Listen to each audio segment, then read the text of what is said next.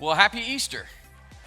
Yeah, my name's Clay. I'm the lead pastor here. And if you're not a church person, you may have seen some things happening. I want to be able to explain that.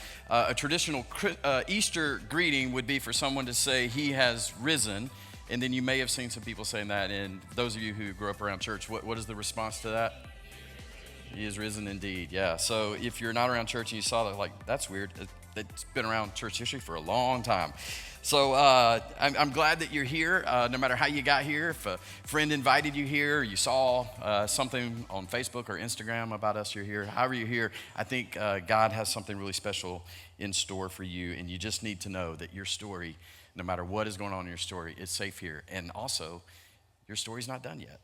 Let me start with something. Let's talk about houses. How many of you watch a lot of those home renovation shows? How many of you would admit that you're into that, all right? How many future house flippers are, in here? How many of you tried it and lost a bunch of money flipping because you have no idea what you're doing? There you go. All right. Yeah, that's probably more like it. So my undergraduate degree is in architecture. I know a little bit about houses and different things. So we watch these shows.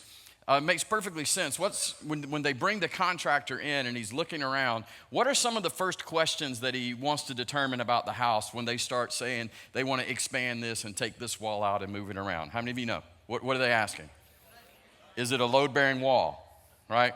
Is it a load-bearing wall? Because there's two types of walls that are in houses. There are decorative walls. Sometimes they're called partition walls. Those can be anywhere. They just create spaces. You can put those walls anywhere. You can tear those walls down. And usually, according to our standards, how we like things, I don't know, people that grew up in the 60s and the 70s must like living in little boxes and containers, because now we like big, open, wide spaces. So you can take those container walls out, partition walls out, and nothing happens, right? It doesn't affect anything, probably makes it more beautiful. If you start playing around, you don't know what you're doing, you just start knocking down walls. What happens when you knock down a load-bearing wall? Everything, it's called load-bearing. You're like, I don't even know, what is a load? A load is all of the weight. It's carrying the weight of the floor above it, the roof above that, everything is there. So if you take out a load-bearing wall, the whole house begins to come down on itself. So as we get started, what we're going to be talking about today is what this whole day that we talk about Easter is, and how it is not just a slight issue, it's a load-bearing issue. But here's my question that I want us to sit with. And it's really only one question. When it comes to the resurrection, where are you at in the resurrection? For you, is it kind of a decorative kind of thing and it makes Easter kind of a fun holiday? Or is the resurrection load-bearing? Like everything about faith and everything about life sits on that. Because I want to suggest to you that the resurrection of Jesus is not just one belief under a lot of beliefs inside of Christianity. It's not a meaningful addition to what is an otherwise solid faith. It is not only load-bearing, it is the load-bearing wall. It holds everything else. Because if the resurrection falls, then everything comes down with it, and all you have is rubble. And that's not me being dramatic. The Apostle Paul begins to explain it out, and we're going to look at that in just a little bit. But I went through this experience myself. I want to share a little bit of my story. I've shared it probably in bits and pieces over the years. But I'm going to go a little bit deeper, just so you understand why this is so important to me and what happened to me. Back in 2007, I was the lead pastor of a church outside of Atlanta, Georgia. I helped start it from the beginning. At this point in my life, I'd been a Christian for 25 years, and I had been a full-time pastor, being paid to do this thing for 14 years. And on the outside, everything looked fine. Like everything was great. I'm pastoring this church. The church is wildly successful. I was the guy on Sunday mornings standing on a stage like this, talking to everybody about Jesus. But the problem was, I wasn't sure that I believed what I was teaching anymore. And I don't mean I had a few minor questions about faith. I would stand on a Sunday and I would preach a message, and I would drive home the whole time as I'm driving home going, I don't even know if I believed what I stood on the stage and said. which is not a good place to be. If you're a pastor, you should have some sort of honesty and integrity, right? Here's what I want you to understand about how does something like that happen to a pastor, to someone who's been a Christian for 25 years, has gone to seminary. What you need to understand is it didn't start in 2007. It had begun years and years and years before that with some questions that had been building for years. I'm an engineer by education. I went to Georgia Tech, and when you attend an engineering school, everything is built on logic. I've got my son here who graduated from a god-awful school called NC State.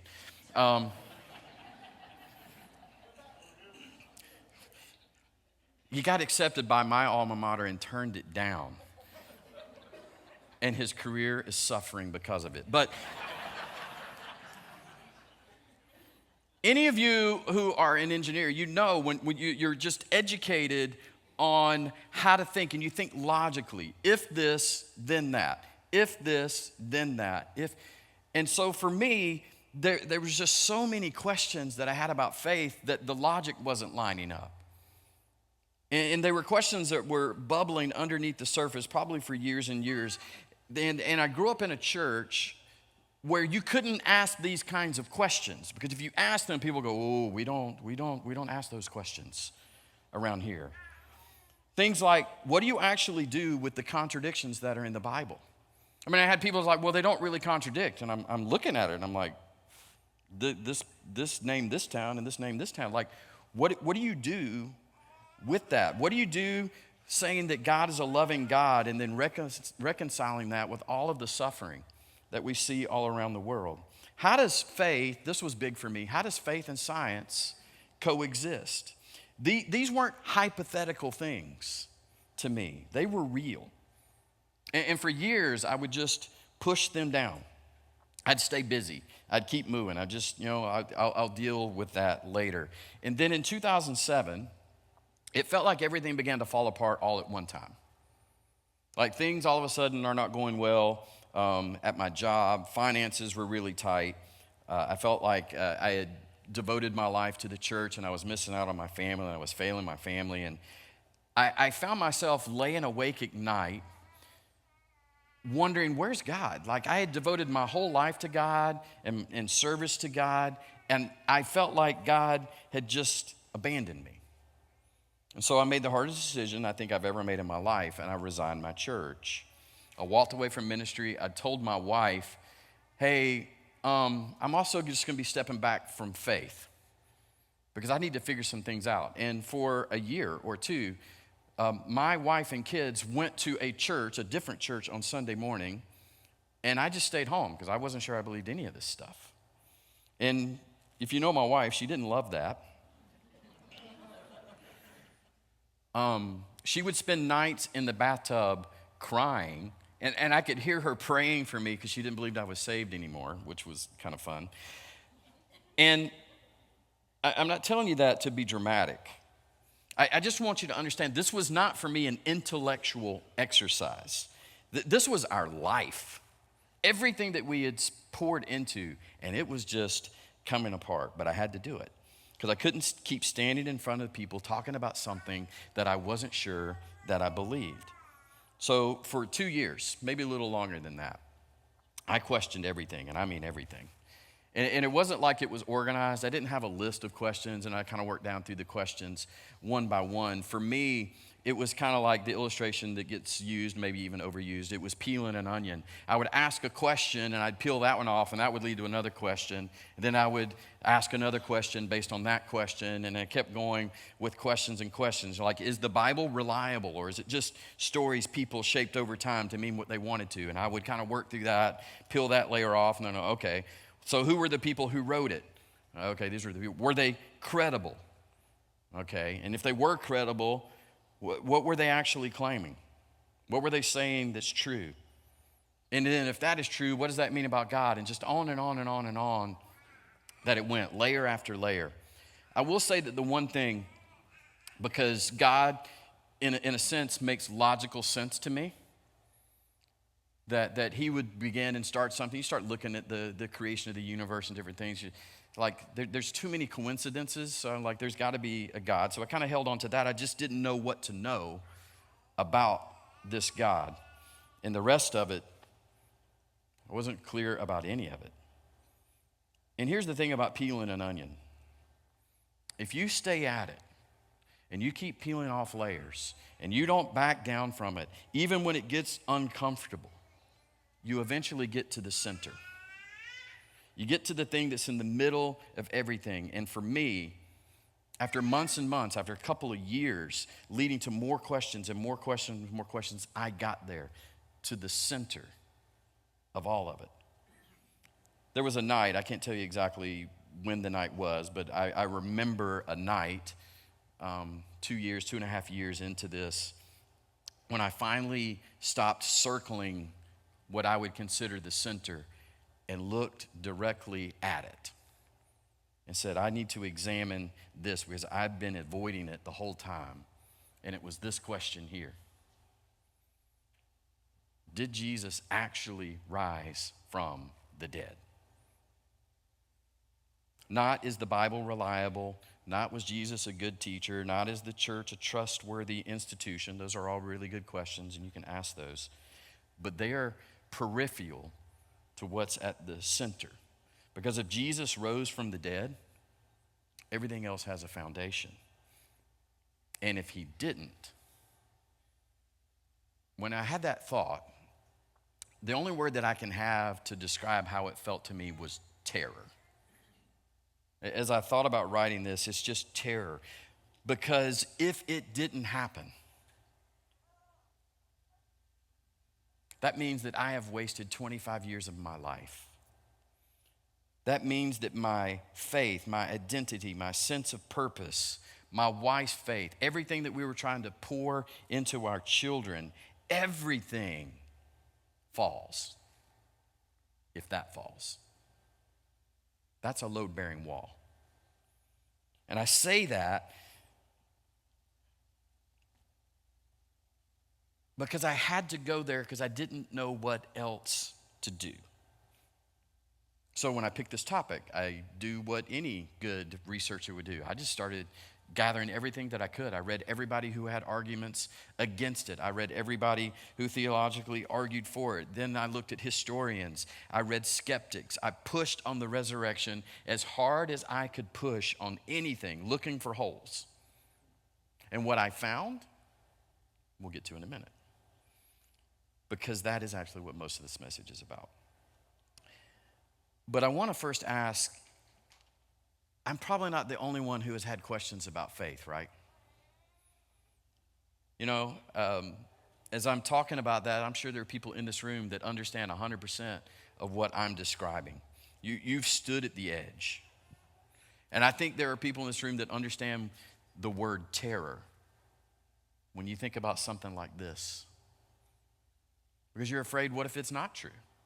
I don't even want to look at that because what it means. I think this shows up in a lot of different ways for people, though. Maybe you're someone who walked away from faith a long time ago. Maybe it wasn't some big dramatic thing. Maybe you didn't do it with a big announcement. You just stopped.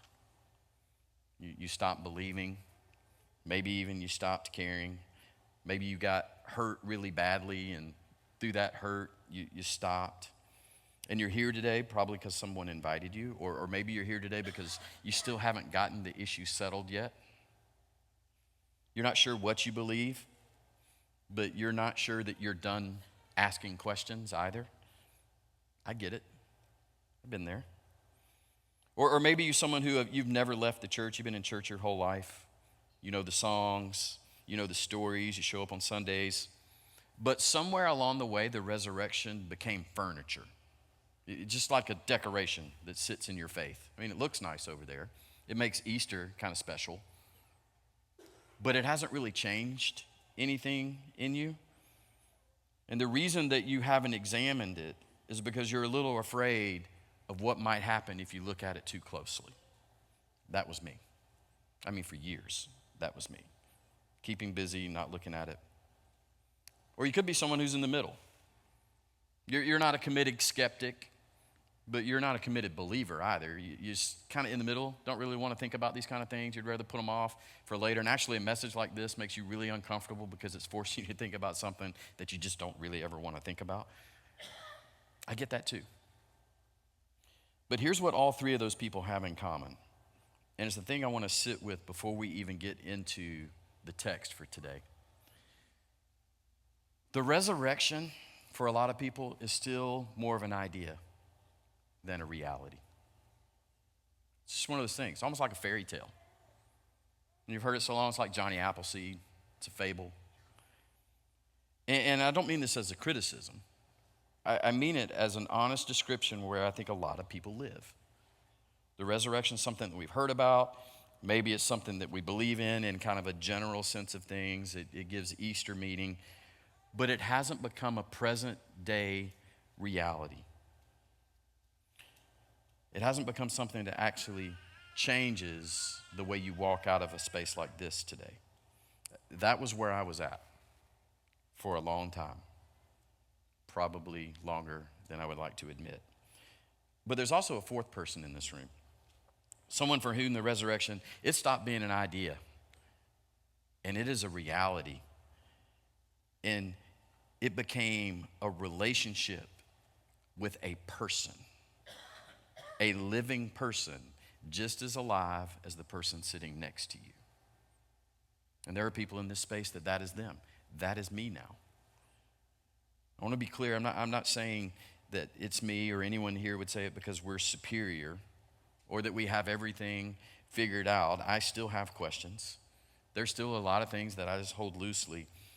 But I crossed a line somewhere after that 2.5 years of seeking that it wasn't just an idea.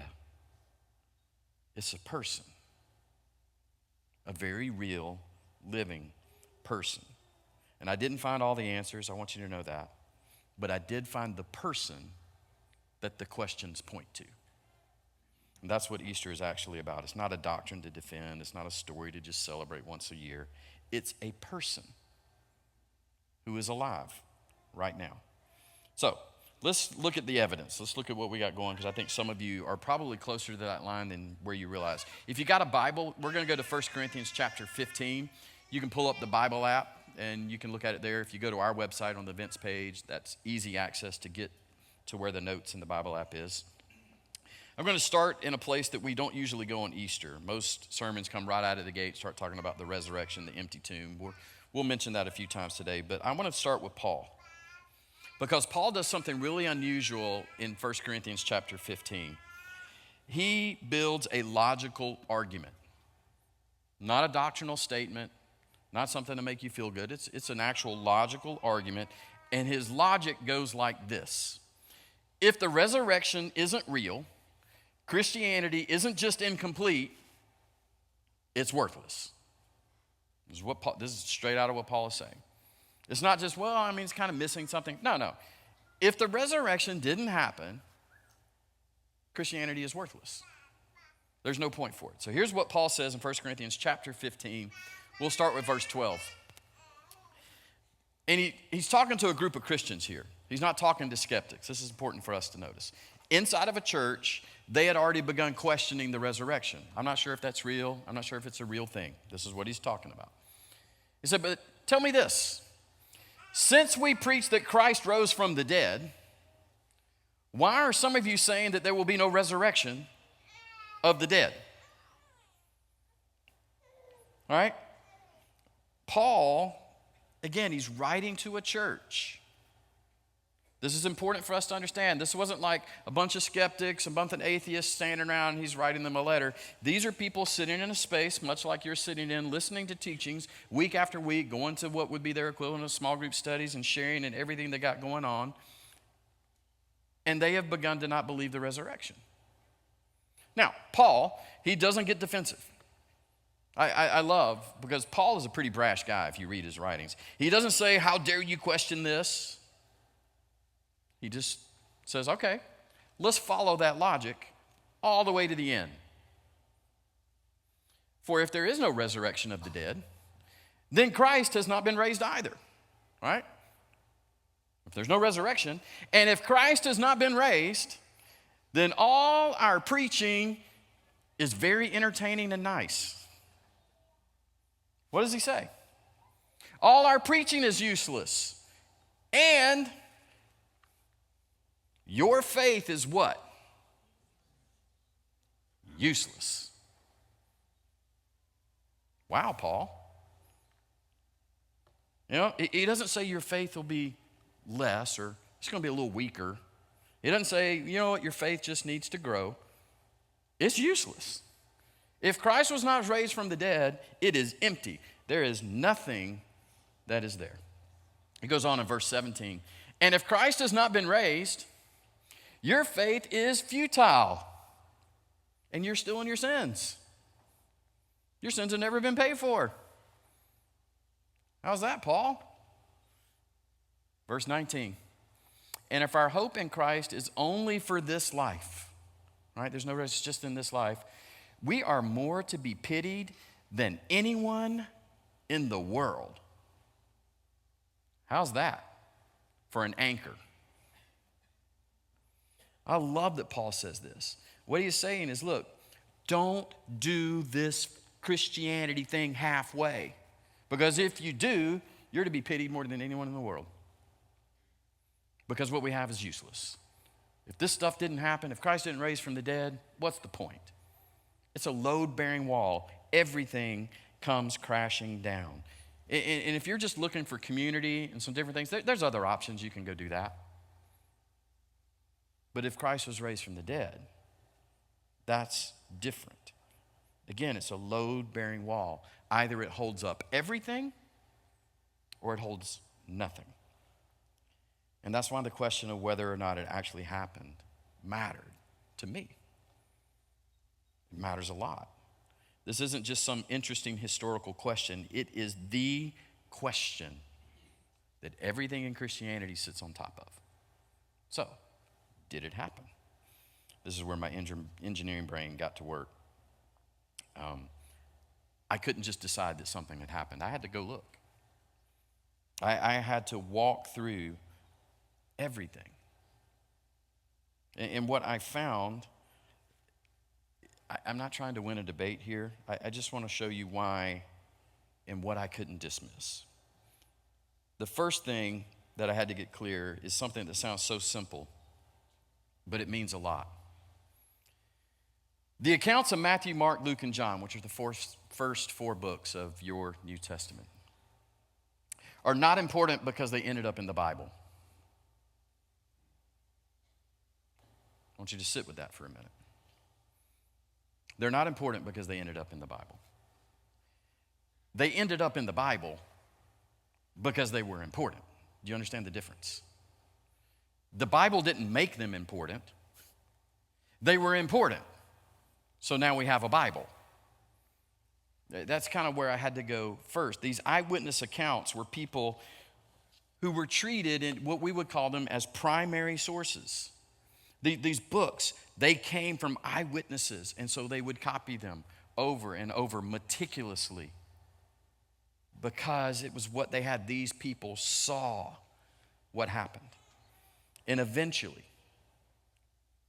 a few hundred years later, 300 to be accurate, those accounts, Matthew, Mark, Luke, and John, were put together and bound up with a couple other letters about this Jesus, and we get this. We get our New Testament. You see, some of the arguments, well, it's in the Bible, and you want to discount it because it's in the Bible. But guys, it's in the Bible because it's what happened. We wouldn't have a Bible if it weren't for that. In fact, there were tens upon tens, hundreds of thousands of Christians before we even had a Bible. All they had were these letters, these eyewitness accounts. And so I looked at that. Matthew, he was a disciple. He was a tax collector. He walked with Jesus. Everything he writes, he saw firsthand. Mark, he got everything probably directly from Peter. Luke was a physician who starts off his letter saying, I thoroughly investigated everything. So he interviews multiple eyewitnesses in order to write Luke. And John, He was one of the disciples. He actually stares into the empty tomb. And then I think the most convincing evidence that I had in my looking was a guy named James. How many of you have a brother? How many of you? Okay, keep your hand up. Okay. How many of you, what would it take for your brother to convince you was the Son of God?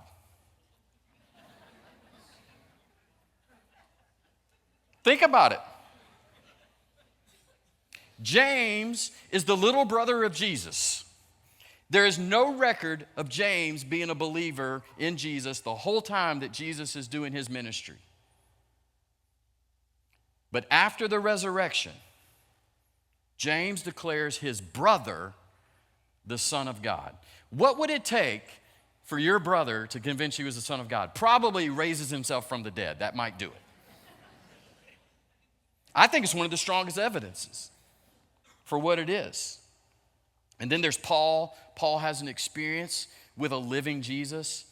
He goes from thinking that Christianity is this fake, lying faith experience that's dangerous. We need to get rid of all these people. He's actually killing Christians till he meets the living Jesus, turns around and becomes the biggest missionary for that movement, gets imprisoned, beaten, and ultimately he is killed. Why would he do that for a lie? Those are those things. And I will tell you, probably one of the more compelling pieces of evidence that I found. Paul writes in this same chapter before he gets to the verses we looked at. And he's writing this about 20 years after the resurrection. How many of you still remember what happened in 2006? So if I tried to tell you something that didn't happen, you'd be, no, I remember. He's writing 20 years, not 200 years, 20 years after the resurrection. He says this in verse 6 of that same chapter. He, being Jesus, after he was resurrected, he appeared to more than 500 of his followers all at one time. And here's the important part, most of whom are still alive. You don't believe me? You can go down there. They're still alive. You can go ask them. They saw it. You don't write that kind of stuff if people could go down there and go, yeah, he's a liar. It didn't happen. This is not the language of mythology. You don't write that if you're making it up. You only write that if you're confident that there's actually witnesses that will confirm the story. So let's look at the resurrection for just really quickly, really briefly. What actually happened? In Luke chapter 24, you can read the whole thing that happens there. We're just going to skip through it just a little bit. But I want you to notice something. Luke, he doesn't write this victorious triumph into the story. He writes it as it exactly happens. So in verse 4, the women had gone to take care of Jesus. To be honest, they were a little worried because there was a bunch of men that buried Jesus in a hurry and they wanted to go do it right. Honestly, that's what they're doing. So they go to the tomb and it's empty. And the burial clothes are folded up and sitting where Jesus should have been. And it says, and they stood there, what's the word? Puzzled. They didn't celebrate. Oh my God, Jesus has risen. No. They're confused. They don't know what happened. They're trying to figure it out. An angel then tells them what happened, and they go running back to the disciples to tell disciples. What's the disciples' response to them going, Jesus is raised from the dead? Do you know? Story sounded like nonsense. Bunch of women coming in telling stories like they do. Nonsense. So they didn't believe it. Wow. This is Luke writing it into the story. They didn't believe it. Finally, Peter says, maybe we should go check this out. And in verse 12, it says, however, Peter jumped up and ran to the tomb to look. He's like, I'm going to go see this for myself. Stooping, he peered in and saw the empty linen wrappings. Then he went home again, celebrating that Jesus had raised from the dead. So what Luke says? Wondering what in the world had just happened. I don't know what's going on. He goes home wondering. not proclaiming. Here's why this mattered to me. Because if you're making this stuff up, you don't write it this way. If you're making this stuff up, like Peter is telling this story. If Peter tells the story to Mark or Luke as he's investigating, Peter goes, I believed it. No one else believed it. I believed it. If you're making it up, you make yourself look good. If you're making a religion, you make everybody in it understand what happened immediately. Why did they write it this way? Because that's how it really happened. They documented their own confusion, their own doubt, their own slow, reluctant journey towards believing. There's so many things that are in this story. I love how Jesus uses women who were degraded, basically, in their society to be the first witnesses of what he had done. There's so many things about the heart of Jesus that are wrapped up inside of this. But here's what I want us to take away from the way that they responded. Skepticism was the first response to the resurrection, not belief. You think, well, skepticism is a 21st century thing. No. It goes all the way back. It's not a modern problem. It's not a sign of superior intellect or insufficient faith. There were people at the moment who were skeptical. I'm not sure. I don't know about that. The ones who knew Jesus, the ones who had walked with him for 3 years, they saw him die. They listened to everything that he said. They were in a relationship with him. They were puzzled. They didn't know what had happened. They were skeptical. So if you're sitting here today and you've got real questions, if you've got honest doubt, you are in extremely good company. You are in the company of people who were standing right there and had a very similar response. So before we talk about how we're going to apply it, I'd said earlier that I think most people in the room are in one of two places.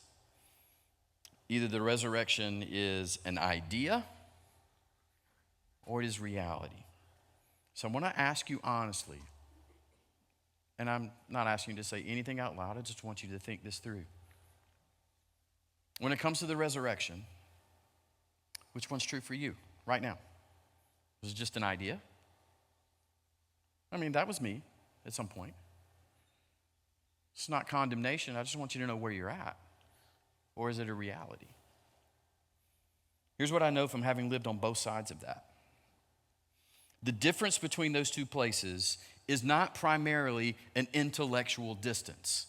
It's not like if you're on one side, and I'm not sure I believe about any of this, it's just because you haven't gotten enough information, and somehow the people that do believe got more information. That's I had all the information. You have all the information. The difference between the two is a willingness to let it be true. You ever known something that's actually true, but you were unwilling to admit that it was true? Faith is not the only place we do this. It's a willingness to say, I'm going to let the weight of everything in my life be held up by this. And I think sometimes, at least I did, we keep it as an idea because an idea doesn't require anything from me. An idea is safe. An idea lets us celebrate Easter, feel good about it, and just go on home completely unchanged. But the reality of a real person, that's different. So what do we do with this? I'm going to give you 3 honest responses, and then we're going to kind of pray together. So if the resurrection for you is still more of an idea than reality, what I would say, the best practical application for you, go looking. Go do what I did. If you want to know what I did, I'll tell you. You can come talk about it. Go look it up. Not to win an argument, not to confirm what you already think. You got to be willing to lay all of those things down. But to genuinely investigate, is this thing real or is it not real? Read the accounts. Look at the historical evidence. Push on it hard. I did. Look. The resurrection story, it can handle all of your scrutiny. And if you've been around church for a couple years, but you've never really crossed the line. I got an application for you, and I think it's really important for you because you might be the person in this room that is at most at risk. Because you know the stories, you know the songs, but you still haven't crossed a line into this being reality. And at some point, the resurrection just became, like I said, it's just furniture in a room. It just takes up space.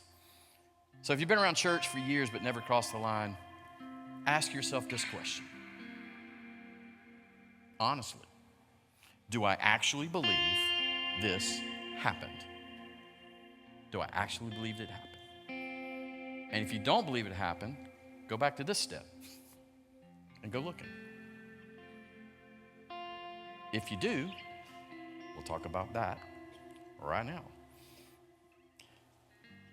Because there are people here that the resurrection is a load-bearing wall.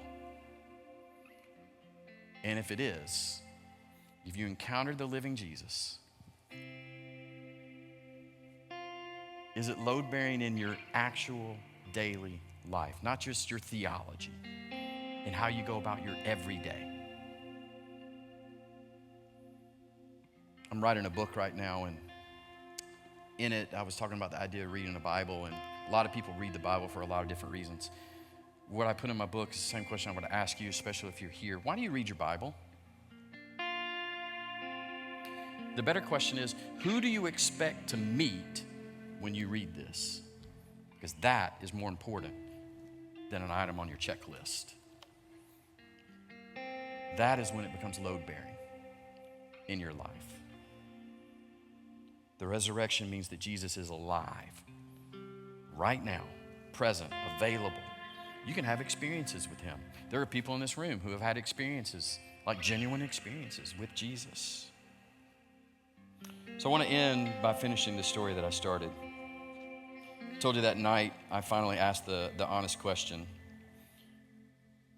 Let me tell you what happened on the other side of 2 years of seeking. Obviously, I came back to faith.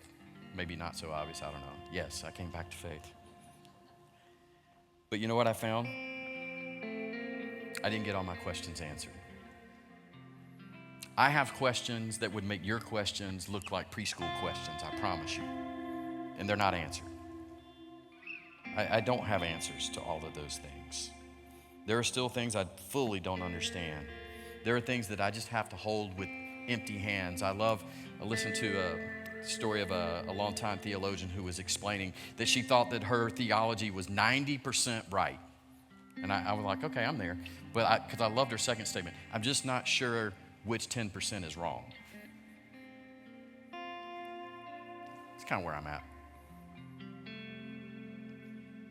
I found that the load-bearing wall held.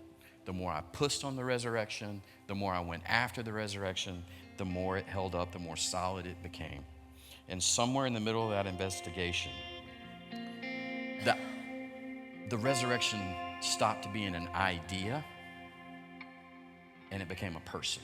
It became reality. It became someone that I know and I spend time with, who is like a great friend. And the thing I want to leave you with, in that same chapter, in Luke chapter 24, Jesus shows up into this room. People, they're confused. They don't know what's going on. They've heard all these stories, and some people are saying Jesus has raised, and some are like, I'm not sure about that, all of this.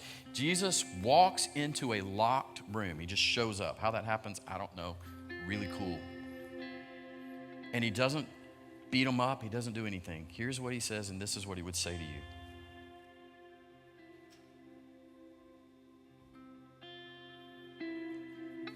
Peace be with you.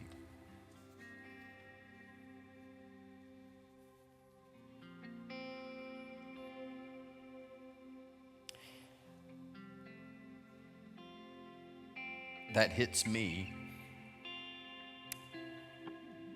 because that's what I was missing. And on the other side, that's what I've got.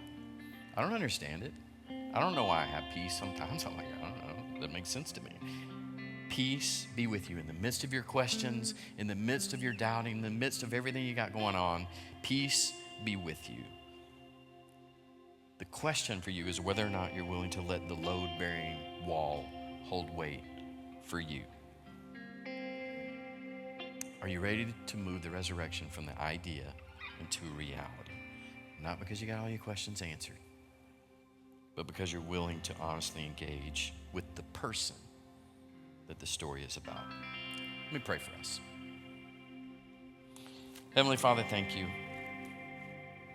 I guess primarily, God, thank you for the people who were there at the resurrection, who saw something that didn't make sense.